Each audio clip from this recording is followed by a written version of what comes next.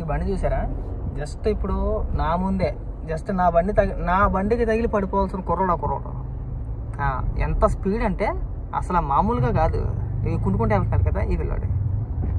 అంత అవసరమా టర్నింగ్లో కూడా? నేను జస్ట్ ఇప్పుడే అనుకున్నా ఈ మనోడు ఎక్కడొక్కడ పడతాడని చెప్పేసి నా నోట్లోనే ఉంది, ఈ టర్నింగ్లో పడిపోయాడు. అదే అంటున్నా, రోడ్ ఎక్కిన తర్వాత మనం ఎంత జాగ్రత్తగా వెళ్ళాలో అంత జాగ్రత్తగా వెళ్ళాలి. ఇక్కడి నుంచి మొత్తం అంతా దేక్కుంటే వెళ్ళిపోయాడు. అవసరమా? 2 వీలర్ నడిపేటప్పుడు మనం హెచ్చరికలు పోకూడదు. ఇప్పుడు నా బండిని లెఫ్ట్ సైడ్ నుంచి క్రాస్ చేసాడు పాపం. లెఫ్ట్ సైడ్ నుంచి, రైట్ సైడ్ నుంచి కాదు.